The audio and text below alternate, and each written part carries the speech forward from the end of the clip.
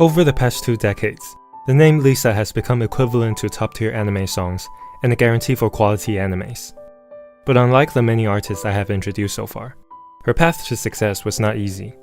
She didn't have the internet at her disposal, nor did she have label deals right from the get-go. In this video, I'm gonna introduce you to the story of Lisa, and how she went from a broke country girl to the queen of anime songs.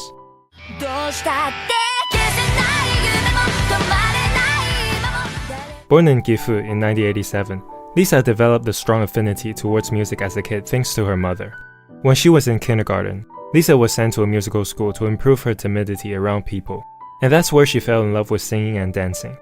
Lisa's passion for performing only grew as time passed, so when she was in 5th grade, she moved to Okinawa to attend the Okinawa Actors School, where she learned to sing professionally.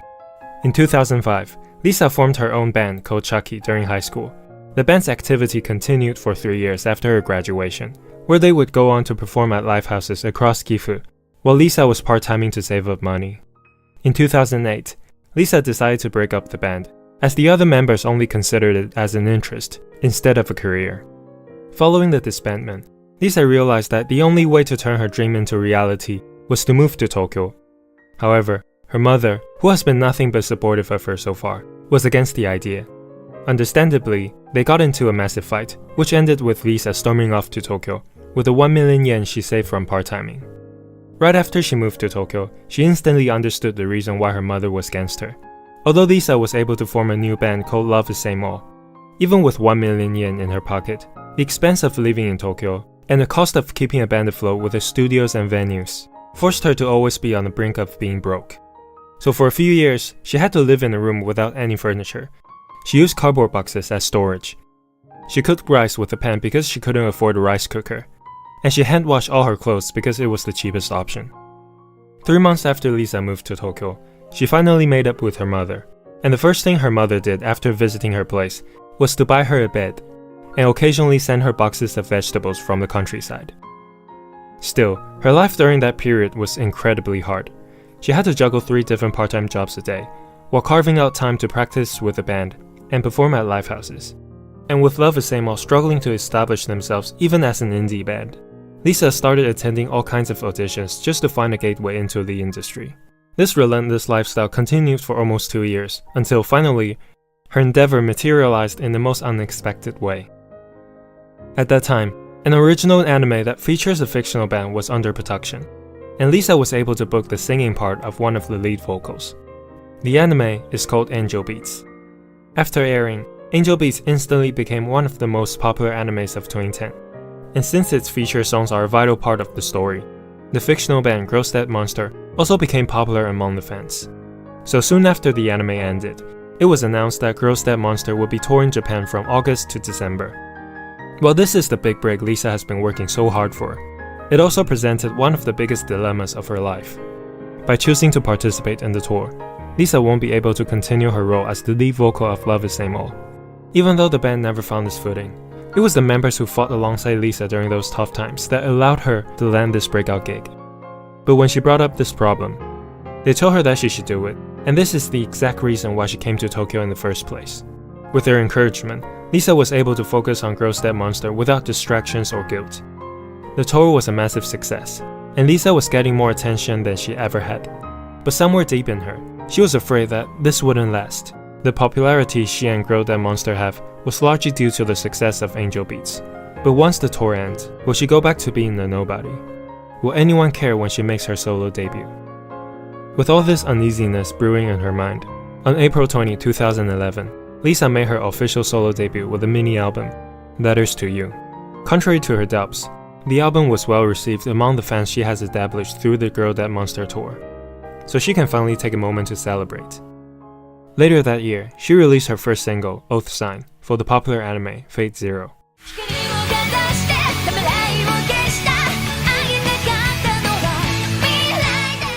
The song went as high as number 5 on the Oricon Weekly chart, and also set the tone for her journey of becoming the queen of anime songs. After a strong start to her solo career in 2011, Lisa wasted no time in releasing her first full album, Lover's Smile, in the following year, which was able to reach number 5 on the Billboard Japan Top Albums. But what really introduced her to a bigger audience, and not just in Japan, was the release of her second single, Crossing Field, for the anime Sword Art Online.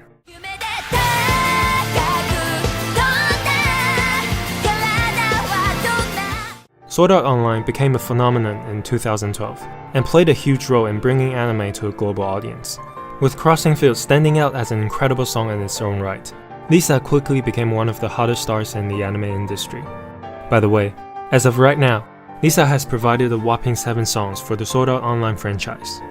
After a successful 2013, which saw Lisa releasing her second full album, Lens Space, she was given the green light to host her first ever concert at Budokan on January 3, 2014. This was actually the second time Lisa had set foot in this prestigious venue, the first time being when she participated in an audition as a little kid. It was also then that she first learned the significance of stepping on the stage of Budokan, and that she wanted to become a singer. However, reality often has a way of raining on people's parades. As the long-awaited concert finally began, Lisa suddenly felt a sense of discomfort in her throat while performing the very first song, and by the third song, she was already unable to sing at her usual volume. The struggle continued for the rest of the concert, which lasted for 2.5 hours. While the thought of failing herself and all the fans who came to see her had Lisa depressing for weeks after the concert, she also found hope within the fans who stuck around and supported her to the end of the show. So to commemorate this unfortunate event and her appreciation for the fans, Lisa wrote a song called Rising Hope, which ended up becoming one of her most popular songs.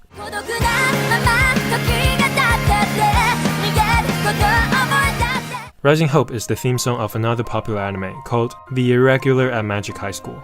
Not only did it reach number 4 on the Oricon Weekly chart, which is at that time her highest ever, but it also brought Lisa her first TV performance on the music station. With this achievement, Lisa became undeniably the face of anime songs. And as her popularity reaches unprecedented heights for an anime singer, Lisa announced her second trip to Budokan, almost exactly a year after the disastrous debut concert. But this time, she is hosting the concert for 2 straight days and has more than twice as many of the fans attending. The Revenge Budokan concerts were a massive success, and for the next few years, Lisa continued releasing singles and albums tirelessly while hosting concerts on a bigger and bigger scale. However, during those years, even though she was still releasing anime songs, only Adamas from Sword Art Online Season 3 was able to reach the success she enjoyed with Crossing Field and Rising Hope.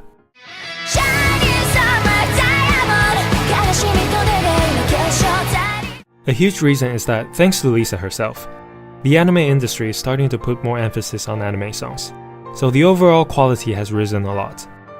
As a result, a wave of young artists started to make their names through anime songs, like Aimee and Yonezu Kenshi. One might start to wonder if it's time for Lisa to pass the baton down to the newcomers. That is until Christmas of 2018, when a meeting was held between Lisa and ufotable to discuss her availability to provide the theme song for a new anime scheduled to be released in 2019. Little did Lisa know, or maybe she did, that this meeting would change her life, J-pop, and anime forever. Fast forward to April 22nd, 2019. After spending months working on this song, Lisa released her 15th single, Gurenge, for the anime Demon Slayer.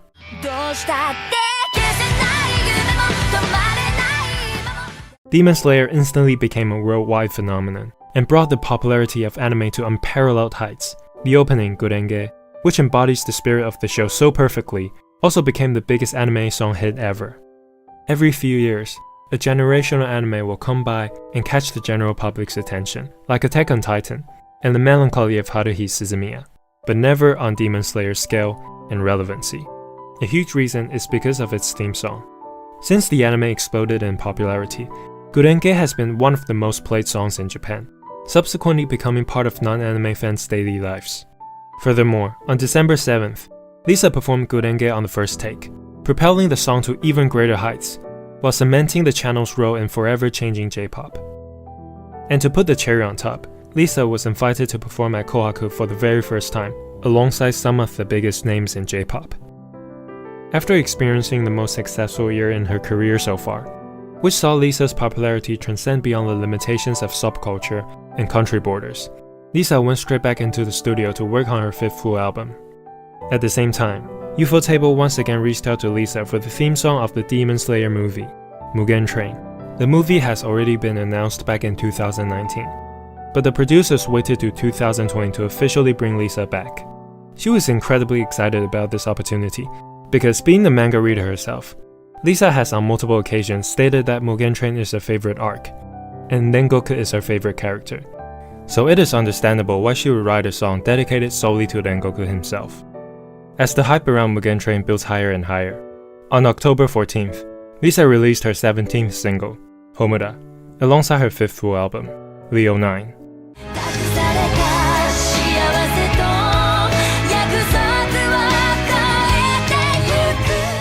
Together, they occupied the #1 spot on both Oricon's single and album charts simultaneously, while topping a total of 7 different categories, a record no one has ever done before. Then, on October 16th, the Demon Slayer movie Mugen Train officially premiered. Words can't describe the societal phenomenon that was the Mugen Train, so here are 2 facts about this movie. First, Mugen Train overtook Spirited Away as the highest grossing film in Japanese history. Second, Mugen Train was the highest grossing film worldwide in 2020. The result? Homura took home Song of the Year at the Japan Record Awards, while gifting Lisa a trip back to Kohaku. During her performance of Homura, NHK recorded a mind-blowing 46% viewership, which means almost half of Japan's population was tuning in. As we move on to 2021, after 2 years of hiatus due to COVID, Lisa was finally able to resume touring in Japan again. While she's at it, she also made the theme song for Demon Slayer Season 2, Akeboshi.